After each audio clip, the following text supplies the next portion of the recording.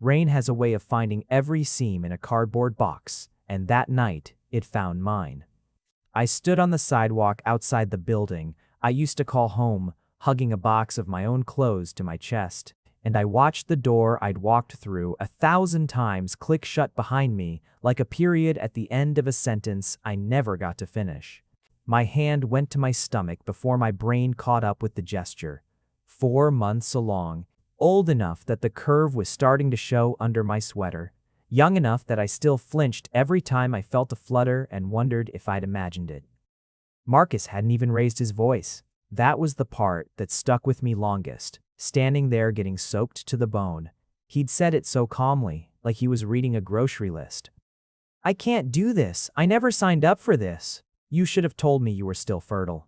As if my biology were a lie I told him on purpose. As if the baby growing inside me were a con. I'd run. The box was getting heavier with rainwater. My phone was dead.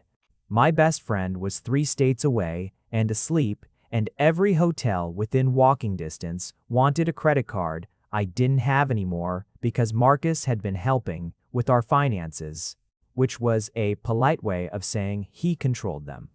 I stood under the awning of my own former building, 26 years old, pregnant, alone, blinking rain out of my eyes, and I did the only thing that made any sense.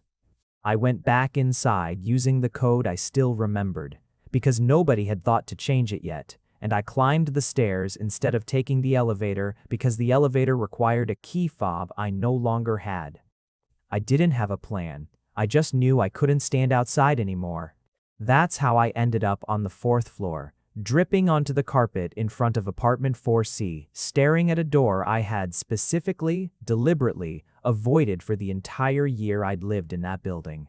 Everyone in the building talked about the man in 4C, the way people talk about weather systems, something to be respected, something to be avoided if possible. Patrick Harrison, 6 foot something of silence and scars. An alpha whose reputation preceded him into every elevator ride, every mailroom encounter, every awkward nod in the hallway. Nobody knew what he did for a living. Nobody knew if he'd ever smiled. The old woman in 4A swore she'd seen him carry a couch up 4 flights of stairs by himself, without breaking a sweat.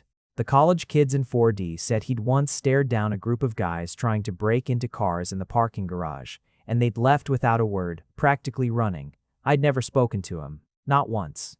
I made a point of taking the stairs at different times than I thought he would, angling my body away in the mailroom, keeping my presence as small and unremarkable as I could manage.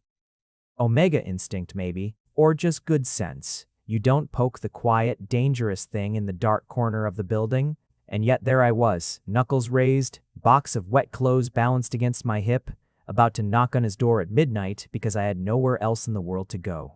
I almost turned around 3 times. My hand hovered. The baby chose that exact moment to give a small kick, low and insistent, like a vote of confidence or maybe a demand. I knocked.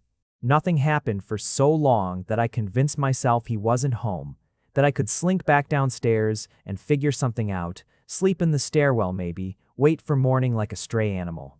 Then the door opened. He filled the doorway the way I'd always heard he did, broad-shouldered, dark-haired, a jaw that looked like it had been carved with a chisel and never quite softened.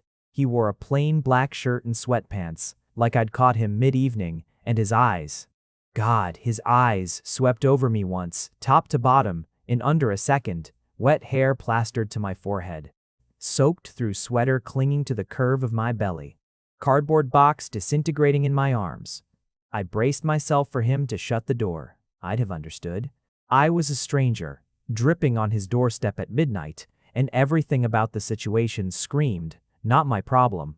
Instead, something shifted in his face, barely perceptible, a tightening around the eyes that had nothing to do with anger. "You're the Omega from 2F, he said, and his voice was low and rough like it didn't get used much. Not a question. He'd noticed me. All those months of me trying to be invisible, and he'd noticed me anyway.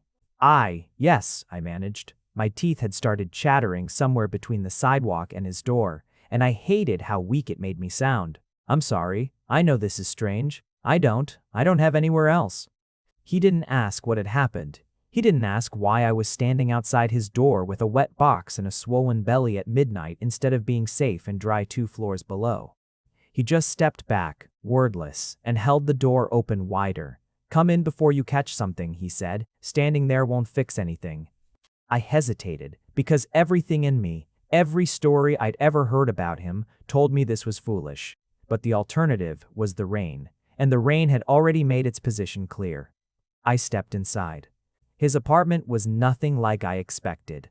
I don't know what I'd pictured, something bare and cold maybe, to match his reputation. But it was warm. Lived in. A worn leather couch with a blanket thrown over one arm. Bookshelves crowded with paperbacks that had clearly been read more than once. A kitchen that smelled faintly of something savory, like he'd cooked earlier, and the scent hadn't fully faded. "Sit," he said, nodding toward the couch, already moving toward a closet near the hallway. "You're shaking."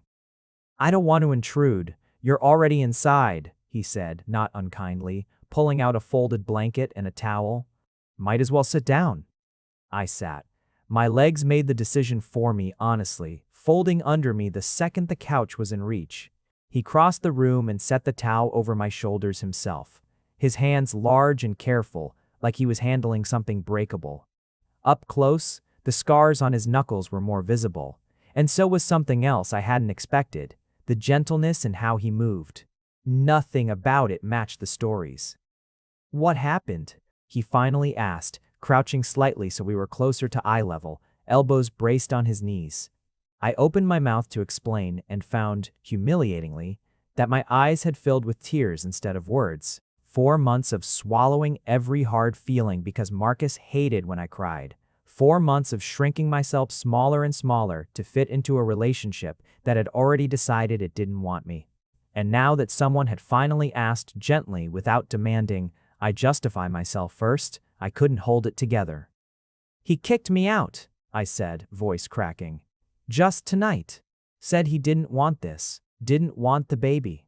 Told me to figure it out and shut the door." Something moved through Patrick's expression, quick and dark, gone before I could fully name it. His jaw flexed. "At midnight, pregnant. Yeah. Does he know you don't have anywhere to go?" I don't think he cared to ask. The silence that followed had weight to it, the kind of silence that comes from someone deciding something and not saying it out loud yet. Then he stood, and for one terrible second I thought he was about to tell me it was time to leave, that he'd done his good deed for the night, and now I needed to figure out my own mess. Instead, he said, "You'll stay here tonight. There's a guest room. It's small, but the bed's decent. We'll figure out the rest tomorrow." "You don't even know me," I said, because it needed saying, because kindness, this immediate felt like it required an explanation. "I know you're pregnant, and you were standing in the rain because someone decided you were disposable," he said, and something in his voice went flat and hard in a way that made me understand suddenly. Exactly why people were afraid of him. Not because he was dangerous to me, because he was dangerous for me in the specific protective way that made my chest ache with something I didn't have a name for yet.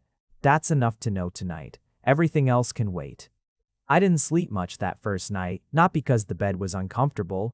It wasn't. It was better than anything I'd slept on in months, but because I kept waking up, disoriented, momentarily forgetting where I was, and then remembering all at once. The rain against the window. The strange man 2 rooms away who had opened his door to me without asking a single question that would have let him say no. In the morning, I found him in the kitchen, already dressed, a mug of coffee in front of him, and a second one steaming beside it that I understood somehow was meant for me, except it wasn't coffee, it was tea. Decaffeinated, and there was a small folded note beside it that just said, "Better for the babies," in handwriting so careful it looked deliberate, like he'd thought about it more than the 2 words suggested. I stood in the doorway for a long moment before he noticed me, and in that moment, I studied him the way I hadn't let myself the night before. There was something almost sad in the set of his shoulders when he thought no one was watching. Something in the careful, contained way he held himself, like a man who had learned a long time ago to take up less space than his body demanded, because his body scared people. "You're up," he said, not turning around immediately like he'd heard me before he saw me. "There's tea. Toast if you want it." I wasn't sure what you could keep down. You didn't have to do any of this, I said. He finally turned, and there was something unreadable in his face. I know. Then why? He was quiet for a long moment, long enough that I thought he wasn't going to answer. Then he said, simply, because nobody should be alone at midnight in the rain carrying someone else's child that someone else decided didn't matter. I didn't have a response to that. I sat down instead and drank the tea he'd made and let myself, for the first time in months, feel something like safety. I didn't know yet how much that morning would change everything. I didn't know that the scariest man in the building would become the softest thing in my life, that his door, the one everyone whispered about, the one I'd avoided for a year, would become the only door I ever wanted to walk through again. But that morning, I only knew one thing for certain. For the first time since I'd found out I was pregnant, someone had looked at me and my situation and decided I was worth protecting, not managing, worth staying for, not leaving. And God help me, some small, terrified, hopeful part of me had already started to hope that maybe, just maybe, I'd knocked on the right door after all. The guest room became mine in increments so small, I almost didn't notice it happening. The first week, I kept my box of wet clothes packed by the door, like I was one wrong word away from needing to leave in a hurry. Old habits. Marcus had taught me, without ever saying it outright, that comfort was conditional, that a home could be revoked at any moment if I stopped being useful or convenient or quiet enough. So I stayed braced. I said thank you for everything, apologized for existing in his space, tried to make myself as small and unremarkable as I'd been in the hallways for the past year. Patrick noticed. Of course he noticed. I was starting to understand that he noticed everything, filed it away behind that unreadable, scarred exterior, and acted on it in small, quiet ways that took me weeks to fully register as kindness rather than obligation. You don't have to ask permission to eat something in my kitchen, he said one evening when I'd hovered at the fridge for a full minute deciding whether it was appropriate to take an apple. There's food. Eat it. You're pregnant, not a guest at a dinner party. Sorry, I said automatically, and he made a small sound, almost a sigh, almost frustration, but not quite either. Don't apologize for existing in my apartment, he said. I invited you. That means you're allowed to be here without asking for permission every 5 minutes.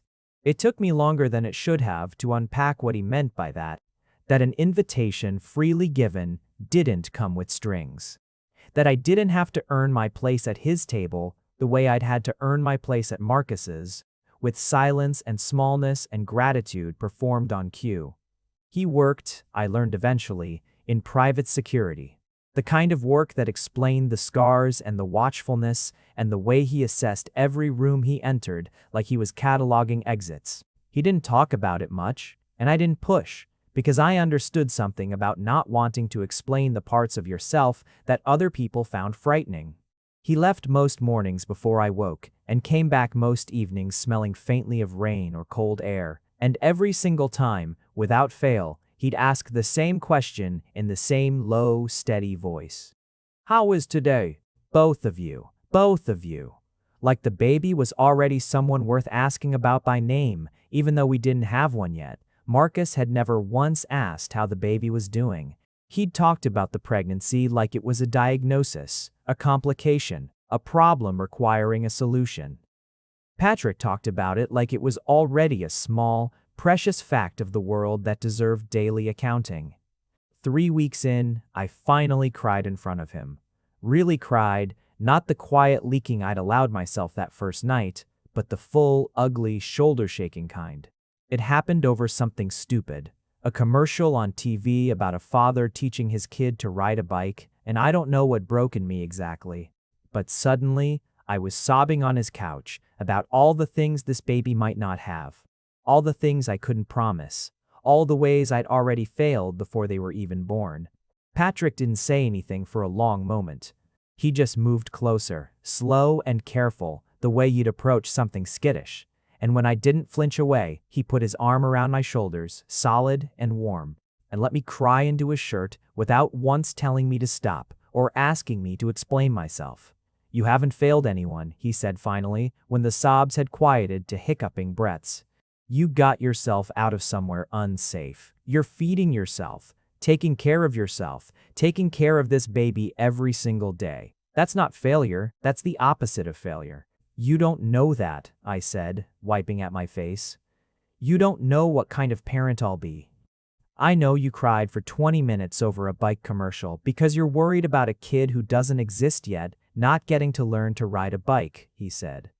And there was something almost like warmth in his voice, something close to fondness.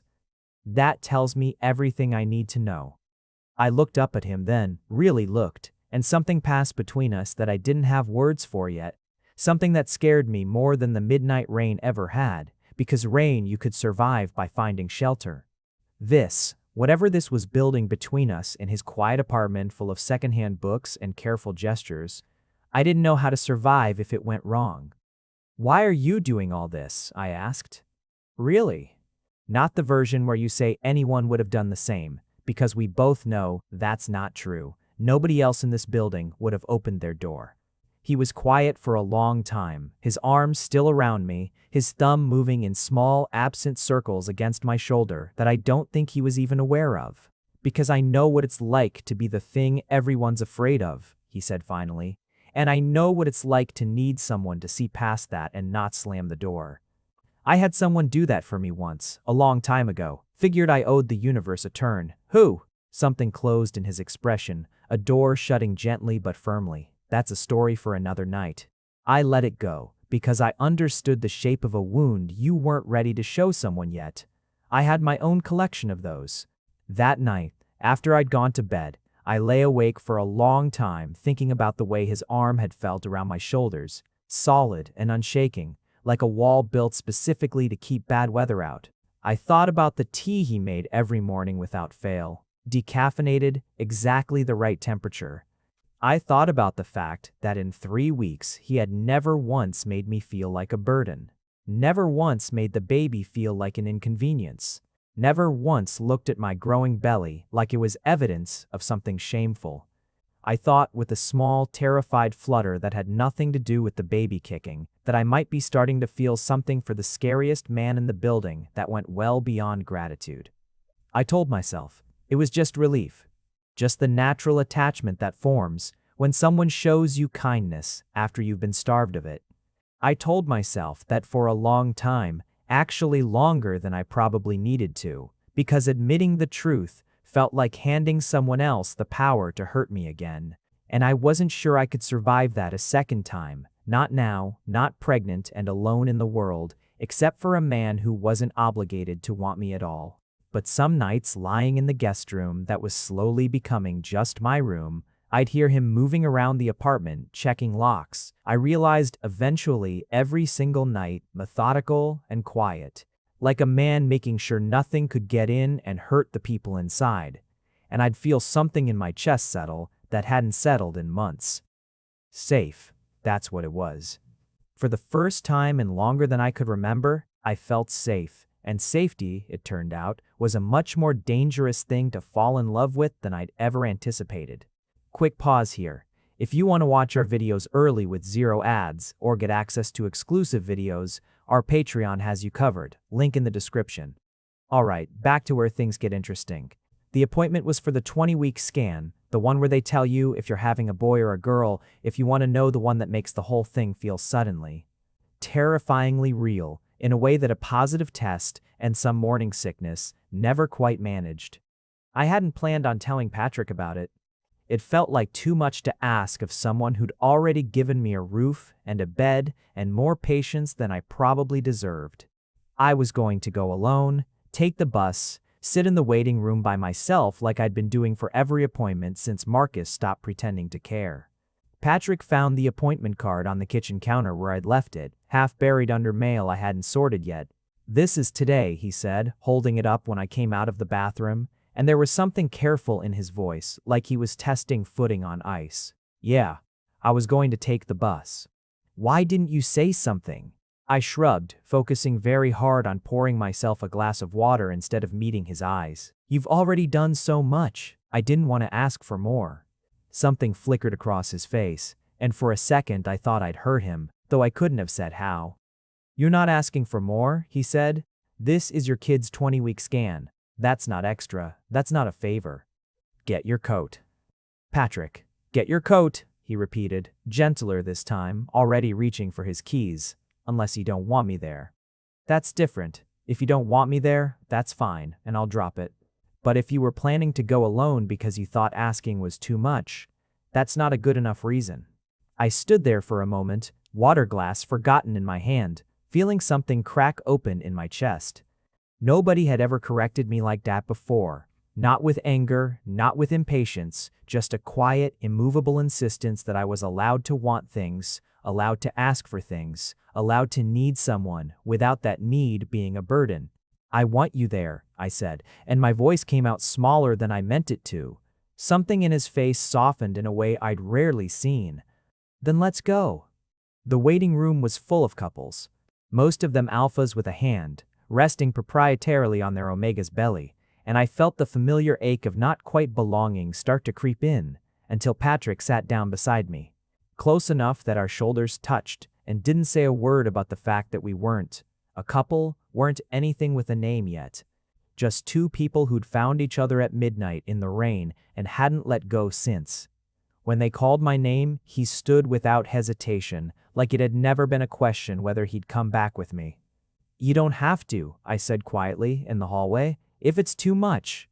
"Cameron." My name and his voice did something to my chest every time, a little flip I hadn't gotten used to yet. "I want to be here. Let me be here."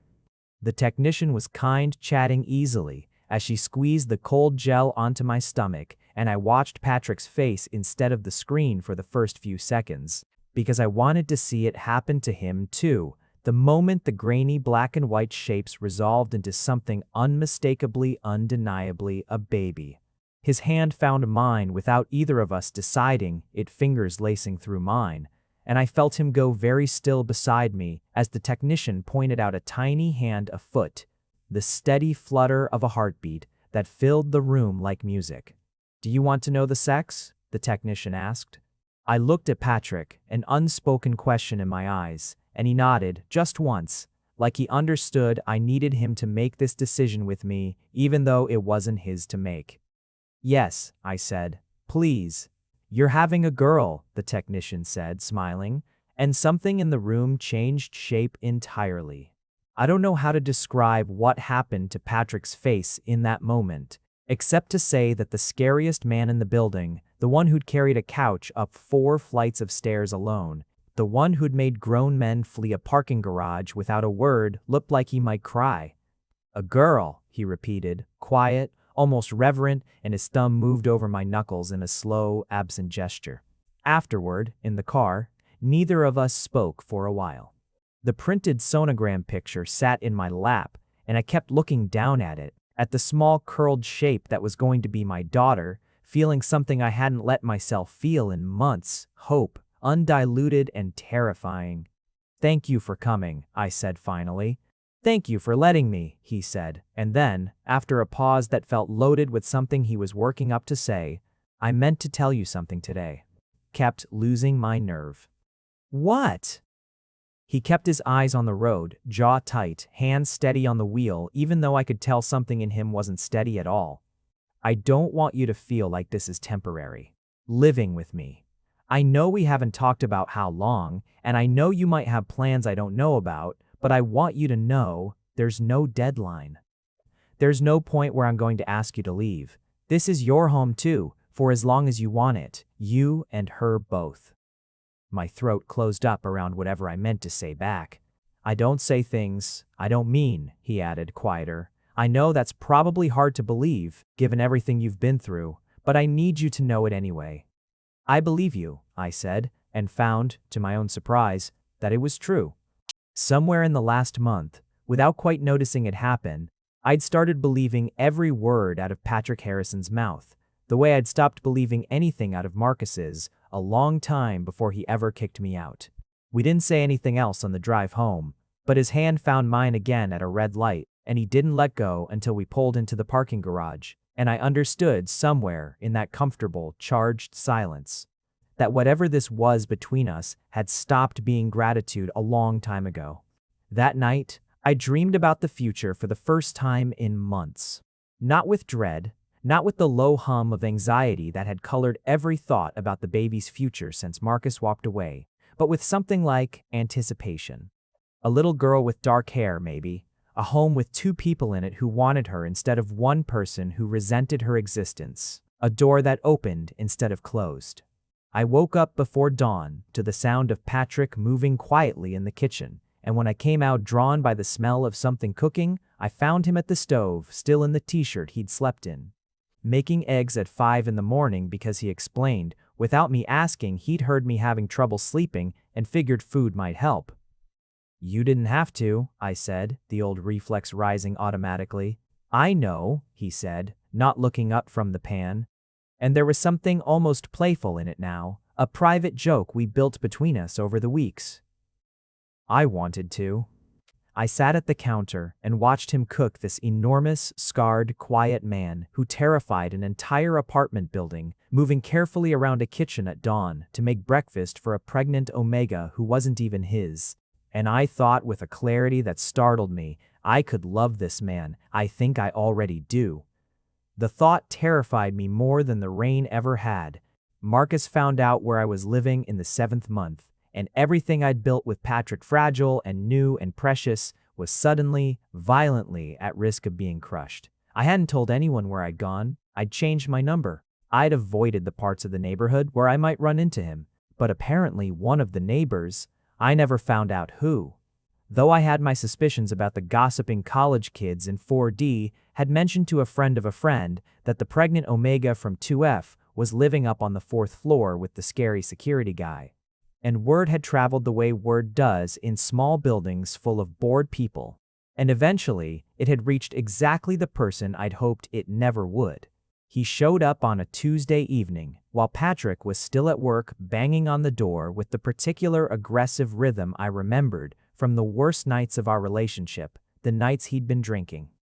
The nights his voice climbed into registers that made my skin crawl even now, months later, safe in a different apartment. "Cameron, I know you're in there. Open the door." My whole body went cold. I stood frozen in the middle of the living room, one hand pressed flat against the curve of my stomach, 7 months pregnant, and suddenly 17 years old again. Small and afraid and certain that whatever happened next was somehow my fault for existing where he could find me. "Cameron, this is ridiculous. Open the door." I didn't move. I didn't breathe, almost, standing there in the low evening light with my daughter kicking gently against my palm like she could sense something was wrong. The banging continued for what felt like an eternity, though it was probably only a few minutes before it finally stopped and I heard footsteps retreating down the hallway. And I sank onto the couch and shook for a long time afterward, unable to fully convince myself he was actually gone. When Patrick got home that evening, he knew something was wrong before I said a word. He always knew. It was one of the things I'd come to rely on without meaning to, the way he could read the set of my shoulders, the pitch of my silence, and understand exactly how much space I needed and exactly when to close that space instead. "What happened?" he said, not a question, already crossing the room toward me. I told him, haltingly, and watched something in his face go very still and very dark. The kind of stillness that made me suddenly, viscerally understand why an entire building had learned to fear him. "He's not getting near you," Patrick said, and his voice had dropped into a register I'd never heard from him before, low and even and absolutely certain. "Not you. Not her. I don't care what it takes. Patrick, I don't want you to do anything that gets you hurt or in trouble. He's not worth that." "I'm not going to hurt him," Patrick said, though something in his jaw suggested he'd very much like to. "I'm going to make sure he understands, clearly and permanently, that showing up here again is not an option. There's a difference." He was quiet for a long moment, and when he spoke again, his voice had gentled considerably, though the darkness hadn't fully left his eyes. "Cameron, look at me." I did, and found something in his expression that steadied me more than any words could have. "He doesn't get to make you afraid in your own home," he said. "Not this home. This is the one place in the world where you get to stop being afraid. I promised you that the night you knocked on my door, and I'm not breaking that promise now, because some coward decided to show up unannounced. You don't have to protect me, I said, though we both knew it wasn't entirely true, wasn't entirely what I meant. What I meant was something closer to, I'm scared of how much I want you to. I know I don't have to, Patrick said, closing the distance between us, his hands coming up to frame my face with a gentleness that contradicted everything the building's rumor mill had ever said about him. I want to. There's a difference between obligation and choice, and I've been choosing you every single day since you knocked on that door. I'm not stopping now. I don't remember which one of us moved first. I only remember the warmth of his mouth against mine, careful at first, like he was giving me every chance to pull away, and then less careful when I didn't, when my hands fisted in his shirt and pulled him closer instead. It was nothing like kissing Marcus had ever been, nothing rushed, nothing that made me feel small or grasping or too much. It felt like coming home to a door that had been left open on purpose. When we finally broke apart, both of us slightly breathless, he rested his forehead against mine, his thumb tracing slow, careful circles against my cheekbone. I've wanted to do that for weeks, he admitted, voice rough. Didn't think it was fair to say anything while you were still figuring out your own feet under you. I've wanted you to do that for longer than I want to admit, I said, and felt him smile against my skin, an actual, real smile, the kind the whole building swore he was incapable of. I need you to know something, he said, pulling back just enough to look at me properly. This isn't temporary. This isn't a rebound, or gratitude, or pity, or whatever story you might be telling yourself in your head right now. I love you, Cameron. I think I've loved you since you stood in my doorway soaked to the bone and told me you had nowhere else to go, and I've spent every day since then falling further. And I love this baby like she's already mine, and I am not going anywhere no matter what shows up banging on that door. I started crying. The good kind, the kind that comes from relief so total it has nowhere else to go but out, and he held me through it, murmuring something soft and steady against my hair. And somewhere in the middle of it, our daughter kicked hard enough that we both felt it, and Patrick laughed a real laugh, warm and surprised, and pressed his hand flat against my stomach like he was shaking hands with her for the first time. I love you too, I finally managed. I think I have for a while too. I was just scared to say it. Scared of what? That it wasn't real? That things this good don't happen to people like me. Patrick's expression turned fierce, protective, absolutely certain. It's real, he said. I promise you, Cameron, it's real, and it's not going anywhere, and neither am I. Marcus never came back after that. I found out later, through the same gossip channels that had told him where I was living, that Patrick had gone down to have a conversation with him that same week. And whatever was said in that conversation had been thorough and permanent enough that Marcus moved out of the neighborhood entirely within the month. I didn't ask for details. I didn't need them. All I needed was the quiet that followed, the absence of banging on doors, the slow unclenching of a fear I'd been carrying since midnight in the rain. Not everything in those months was soft edges and steady hands. Love, I was learning, didn't erase the parts of you that fear had shaped. It just gave those parts somewhere safer to surface. It happened on an ordinary Thursday, 6 months along, when Patrick came home late without calling, something that had never happened before in the months I'd lived with him. I told myself I wasn't worried. I told myself that a dozen times over 3 hours, pacing the small kitchen, phone gripped so tightly in my hand that my knuckles ached.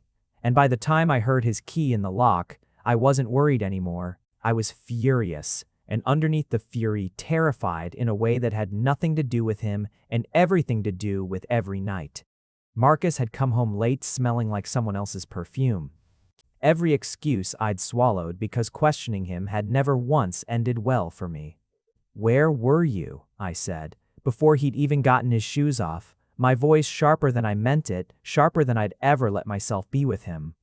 Patrick froze in the doorway, reading the room in that fast, careful way he had, and something crossed his face that I didn't expect. Not defensiveness, not the irritation I'd braced for, but something closer to understanding.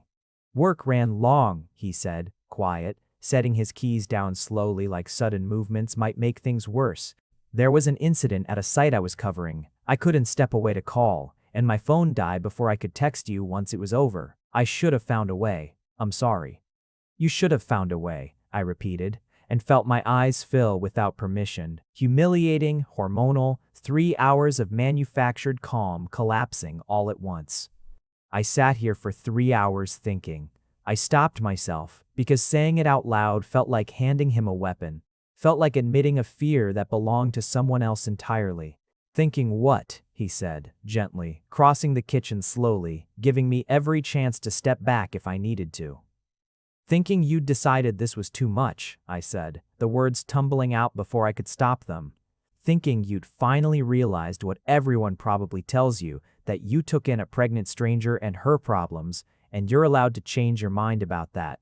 And I was sitting here waiting to hear it. The way I used to sit and wait to hear it from him, and I hated that some part of me still expects that. I hated that you being 3 hours late made me feel exactly the way he used to make me feel, and it's not fair to you, and I know that, and I couldn't stop it anyway. Patrick didn't say anything for a moment. He just closed the remaining distance between us and pulled me carefully against his chest, one hand splayed protectively over the curve of my stomach, the other cradling the back of my head. I'm not him, he said, quiet and certain.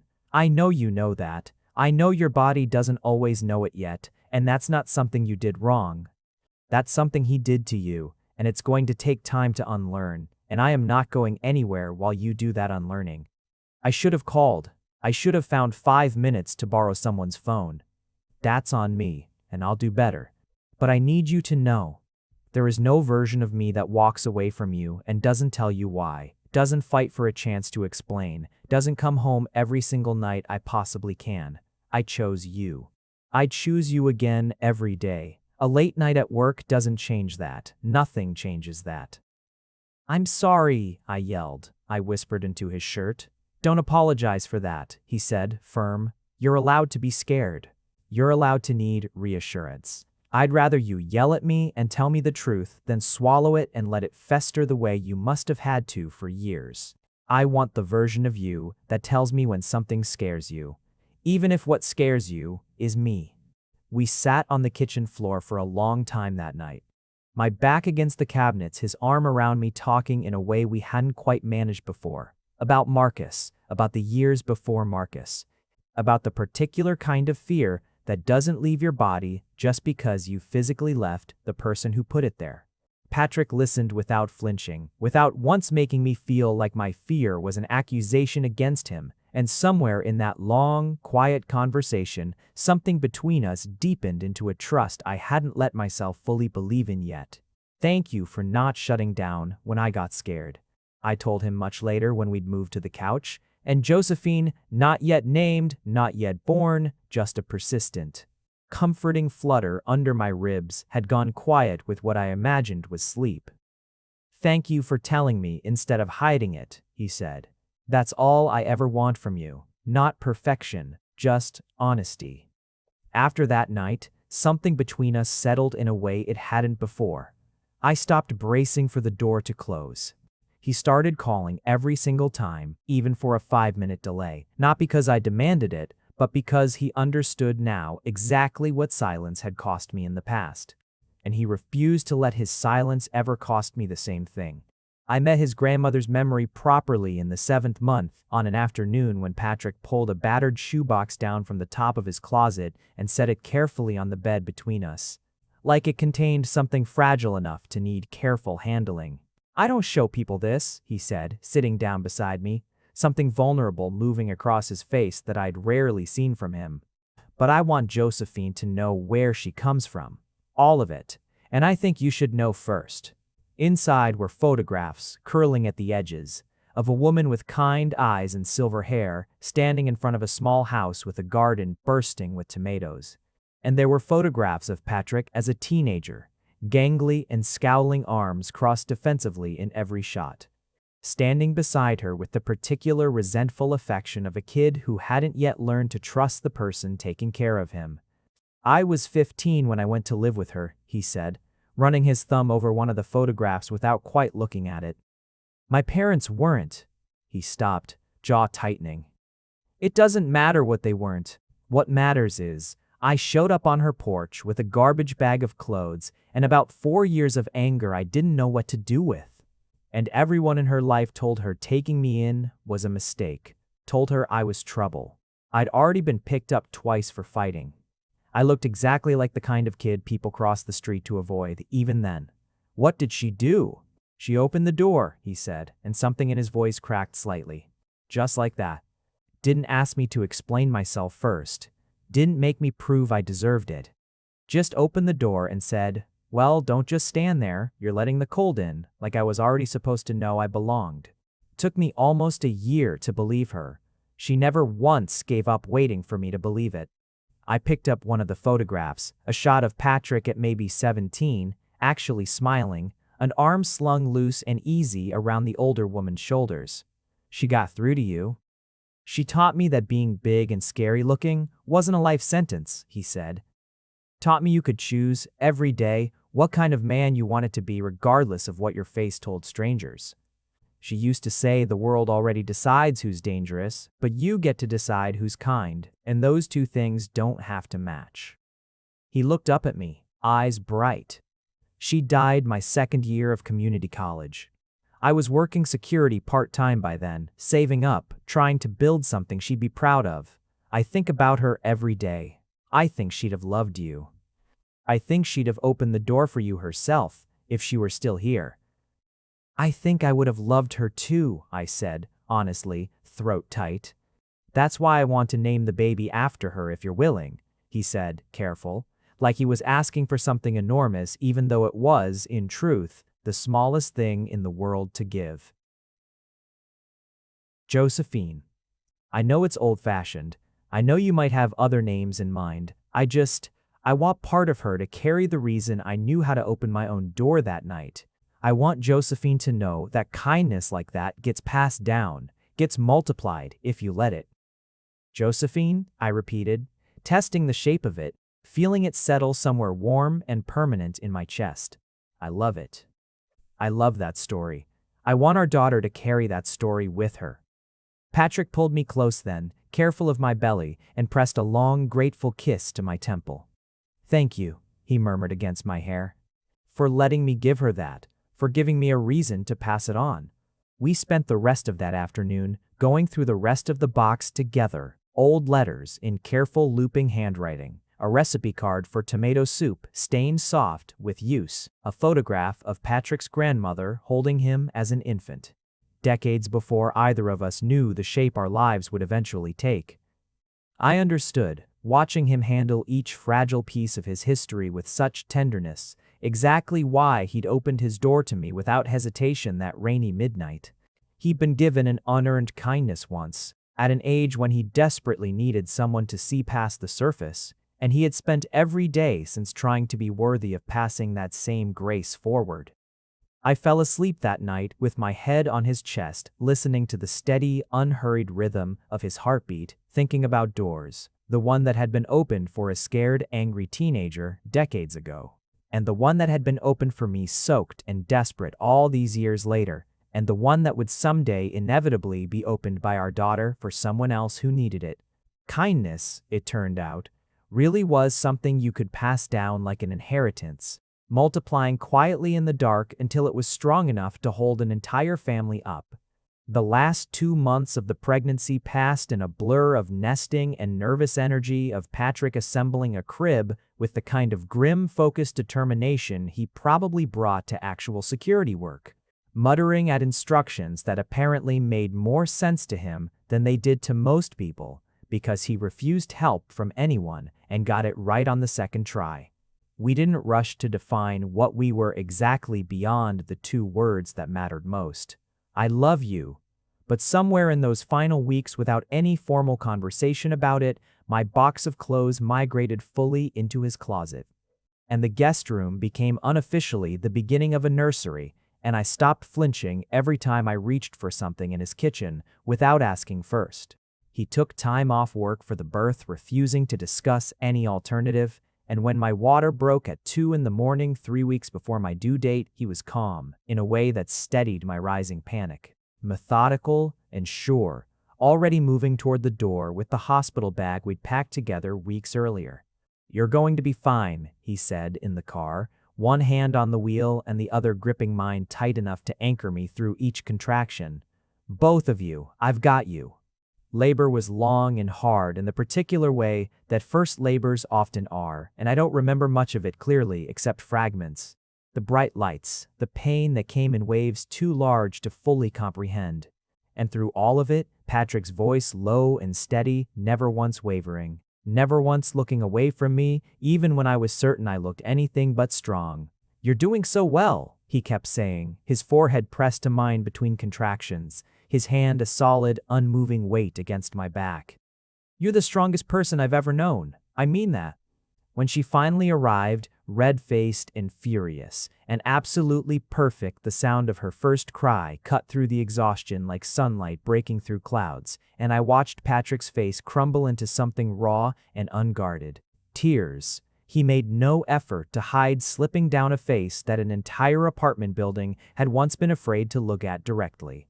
"She's perfect," he said, voice breaking on the word. And when they placed her in my arms, he leaned down and pressed a kiss to my forehead, then to hers, so gentle it barely registered as touch at all. "You did it. You did it, Cameron." We named her Josephine, after Patrick's grandmother, a woman he told me about for the first time that night in the hospital room, the story finally emerging after months of careful silence. A woman who'd taken him in as a scared, angry teenager that everyone else in his life had given up on, who'd looked at a kid the whole neighborhood was afraid of and decided he was worth the trouble of loving properly. "That's the person I owed the universe a turn for," he admitted, holding Josephine against his chest with a tenderness that made my heart ache in the best possible way. "She used to say the scariest looking things in the world are usually just the things that never got shown enough kindness to soften. I thought about that a lot the night you knocked on my door." "I'm glad I knocked on the right door," I said, watching him with our daughter, this enormous man reduced to something impossibly gentle by 6 pounds of new life.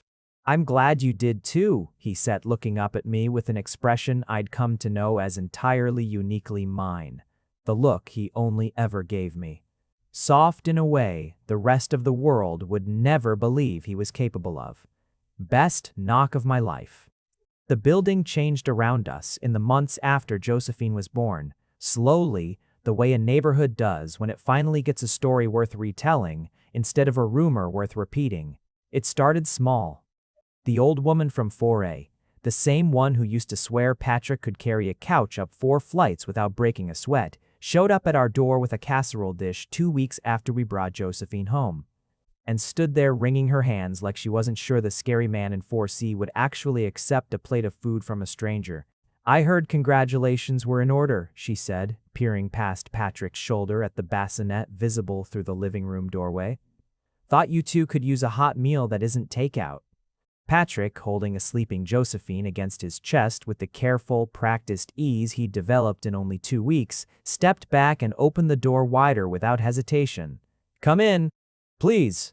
Cameron would love to meet you properly."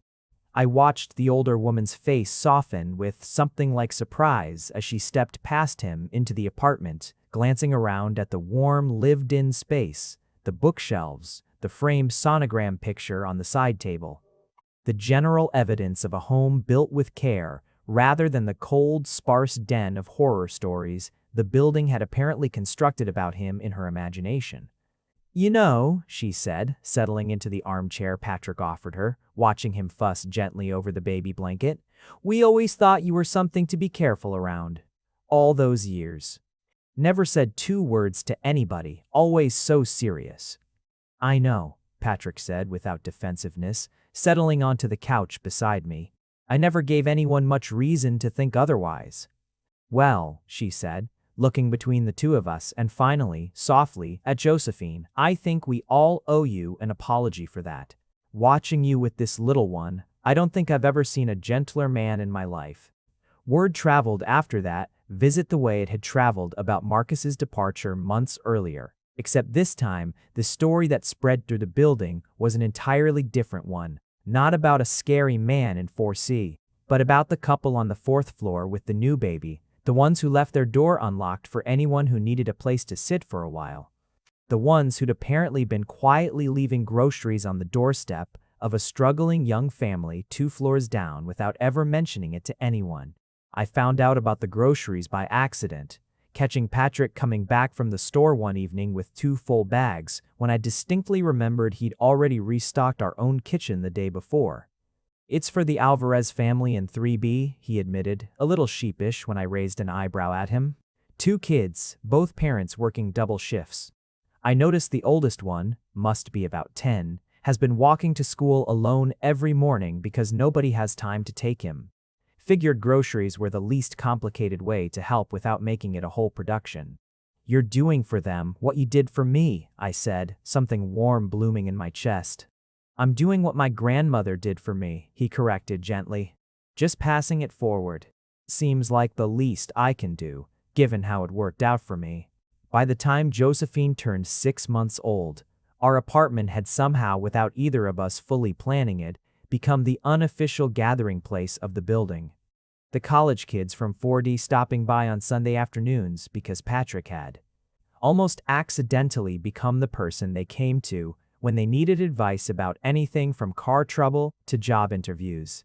The old woman from 4A dropping in weekly with something baked, staying longer each time to hold Josephine and tell stories about her own children, long grown and scattered across the country. Even the building superintendent, a gruff man who'd rarely said more than 2 words to anyone, started leaving small wooden toys he'd carved himself on our doorstep, never staying long enough to be thanked properly.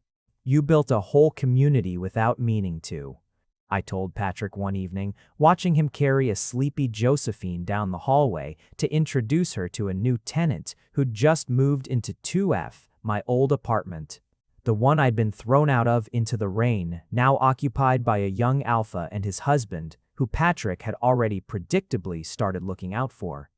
"I didn't build anything," he said, settling Josephine against his shoulder as she yawned enormously. "I just stopped being afraid of what people would think if I let them see who I actually was. Turns out that was the only thing standing in the way the whole time."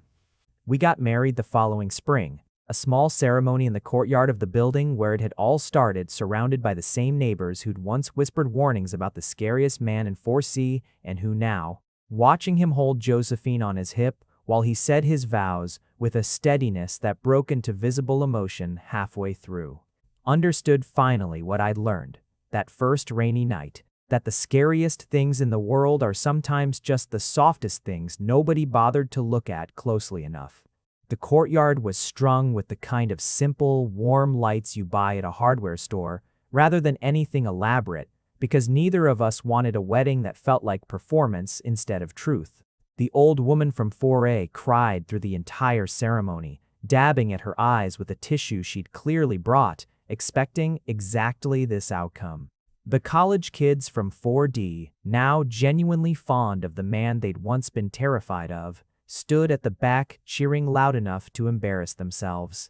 Even the building superintendent showed up in an actual suit, standing awkwardly near the refreshment table, looking prouder than a man who barely knew us had any right to look. I wore pale blue, nothing traditional, because traditional felt like it belonged to a version of my life I'd left behind on a rainy sidewalk over a year earlier. Patrick wore a simple dark suit that made him look, if possible, even larger and more solid than usual, though nothing about his expression that day matched the reputation that had once followed him through every hallway in the building. He looked, more than anything, like a man who couldn't quite believe his own luck, glancing over at me and at Josephine every few minutes like he needed the reassurance that we were both actually real. When it came time for vows, Patrick's voice shook in a way I'd never heard from him before, not once in all the months I'd known him. Not through late-night confessions or hospital deliveries or standing between me and the man who'd once made me feel small. "I spent most of my life being the person people cross the street to avoid," he said, holding both my hands in his. Josephine balanced on his hip, watching the proceedings with wide, curious eyes. "I got used to it. Told myself it didn't matter what people assumed, as long as I knew the truth about myself. But then, a stranger knocked on my door in the middle of the night, soaked through and terrified and carrying a life inside her that someone else had decided wasn't worth staying for. And she looked at me. Really looked. Past everything the building had already decided about me. And she trusted me anyway. I didn't know, until that night, how much I'd been waiting for someone to do that. I promise you, Cameron, for as long as I'm breathing, I will never make you regret that trust. I will never close a door on you or on her, not at midnight, not ever, not for any reason. You are the best thing that has ever knocked on my door, and I intend to spend the rest of my life proving I was worth answering it. I don't remember much of what I said back, only that I was crying too hard to get through it cleanly, and that somewhere in the middle of my own faltering vows, Josephine reached out with one small hand and grabbed a fistful of my hair, gurgling happily, entirely unbothered by the emotional weight of the moment, and the whole courtyard dissolved into laughter that dissolved in turn into something even warmer than the tears had been. We danced afterward under those hardware store lights. Josephine passed between guests who'd become something like family in the strangest, most unplanned way, and at some point during the evening, Patrick pulled me close during a slow song neither of us particularly cared about, resting his chin against the top of my head. "Any regrets?" he murmured. "About any of it? The building? The rain? Any of it?" "None," I said, and meant it completely. "Not one single second of it, because every second of it led here. Even the part where you were terrified of me for an entire year?" I laughed against his chest. "Especially that part. I think about it sometimes. All those months I went out of my way to avoid you in the hallway, and the entire time, you were exactly the person I needed most.